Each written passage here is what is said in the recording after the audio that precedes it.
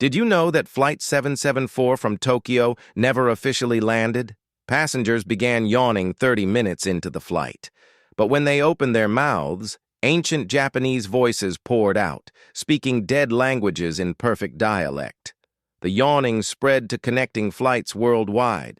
Each infected passenger whispered the same warning about something called the Kuchisake-onna walking through airport terminals. Security footage shows travelers collapsing mid-yawn, their voices no longer their own. The entity they're warning about? It's already here, moving between gates, searching for the one person who can hear its true name.